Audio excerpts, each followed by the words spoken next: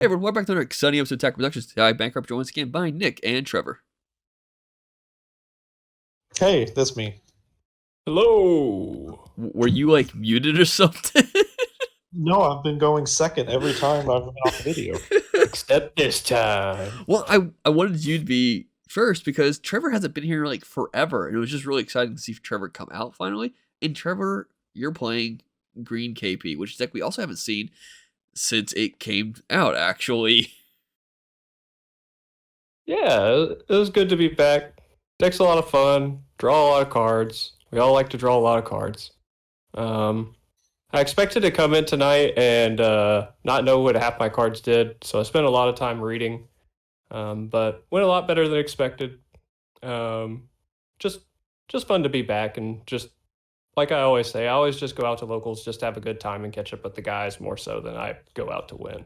But were you excited to play against another green deck, which is what Nick's playing, Clash Goo, which is another deck we have not seen in like forever?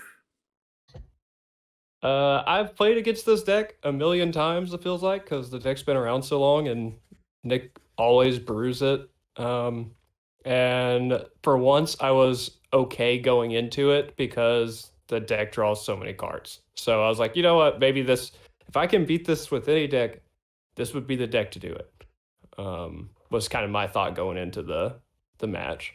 What about you, Nick? Were you excited for green on green action? I mean, I figured there was going to be dorm played. Oh, So, I'm sure there's all kinds of dormant in this match. yeah. Um, I I have Clash Q in the at all times, all time favorite. So I always have this build set with I really I wanted to make it more just straight hand control because I think that's a really good build for it. I usually have a lot of success, but hand control in this degree is you cause a lot of grief for most people, so I don't like to bring it to the shop too often. So, but I did make some recent changes to its tested CO. It's one of And those decks where you hold off just long enough for people to stop playing Deborah's, and then you bring it back. But I want to ask you a quick, in the current meta, how do you feel like Clash would hold up compared to what it used to? Because I feel like every deck now just draws a shit ton. Like Trevor said, he felt comfortable because his deck does draw a ton of cards. that is a big issue for hand control. Most of the hand control recently hasn't been full blown archetypes. Ever since Cell Surge took over, Bandai's been really clean cut on that. And one of their ways they've counteracted it was, like you said, drawing potential is huge right now. So this deck feels more glass can than it ever has. That you really need the protection things like Dormant and like Charismatic Villain. So I actually bumped those up to 4 copies of P. I was running them 3, but you really need to see it just because inherently I'm running so much hand control. I don't have that many draws. So a lot of times in the right scenario, both myself and the opponent will not. So it's really just coming down to the wire. I feel like it is one of those you just really have to catch the eyes with it and hope they don't know how to play it. And realistically, like I would say that hand control, even in certain matchups where you're drawing a good amount of cards, would still do really well. Like I draw an absurd amount of cards with this deck. And I still got down to 2 cards in hand at some point in this matchup. So you just draw like 1 card a turn, then I think that Clash Q could just destroy those decks. Even though you're consistently drawing 1 or 2, this deck's drawing like 2 to 4 a turn.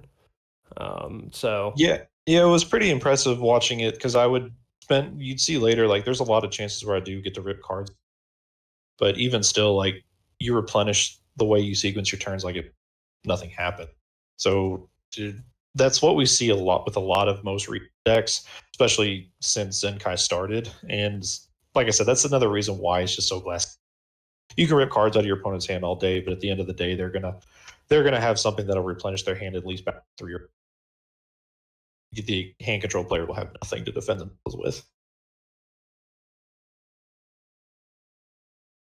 Now, what are you doing, Trevor?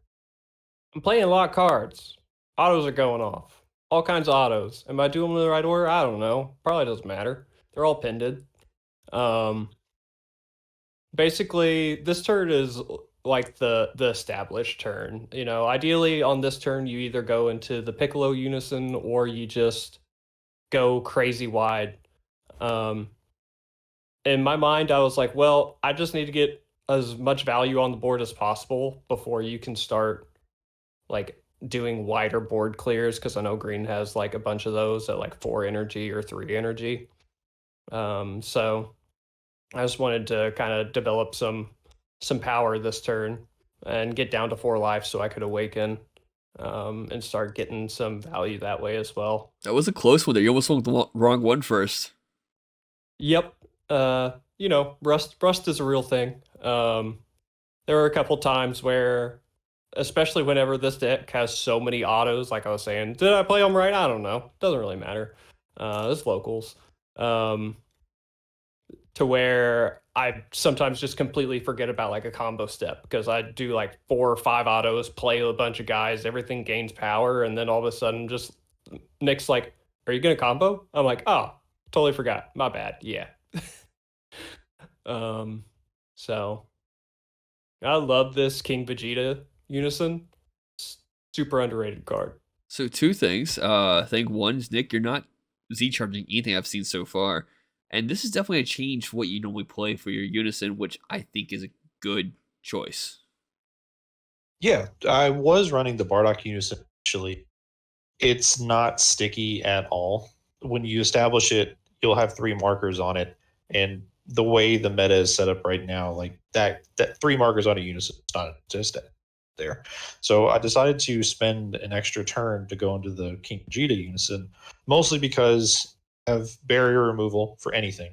So any problem card I can just get rid of, and then if I wanted to do the hand control route, I can pick the card in the opponent's hand, and you being able to pick, even though it's random, is way better than having your just the disruption in that is.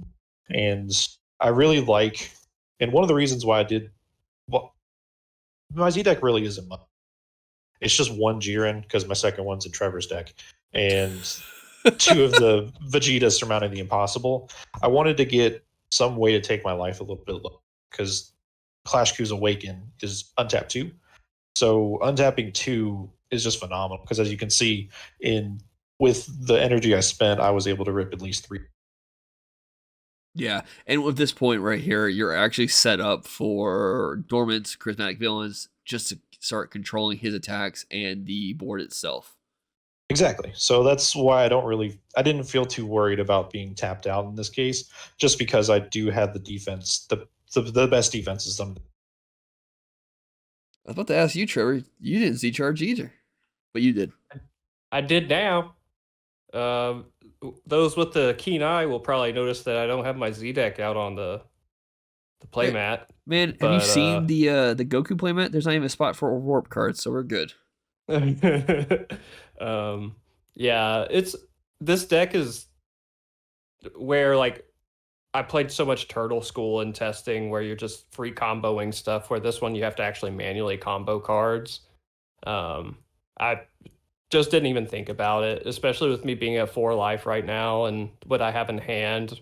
I wasn't even really thinking about the Z deck at the time, so I wasn't even Z charging. A lot of times I wasn't comboing because there was no point. I was gaining so much power from the KP +5 and then the symbol +5. There's really not much reason to combo in some situations. But as you'll see this turn, there's a key combo that Nick was very kind to ask me, "Are you going to combo?" Real quick, It comes out as well as allowing me to borrow some cards so I could actually make this play. real quick, before we go any further, you're playing against a hand controlled deck. Yes, you have been drawing plenty of cards, but I see you chose to warp the Piccolo, and then you charged it as well, which is a card that allows you to get a draw, if I recall correctly, on its first activate main. Do you just feel like you didn't need that at this point? I am trying to remember if I had one in my hand or not. chances are I had one in my hand, and if not, I might have even had two in my hand at the time. So I just was like, well, I've got plenty of them in my hand. At most, I'm going to be able to play one, or at most, I'd play two. So if I have both in my hand, I still have them. Um,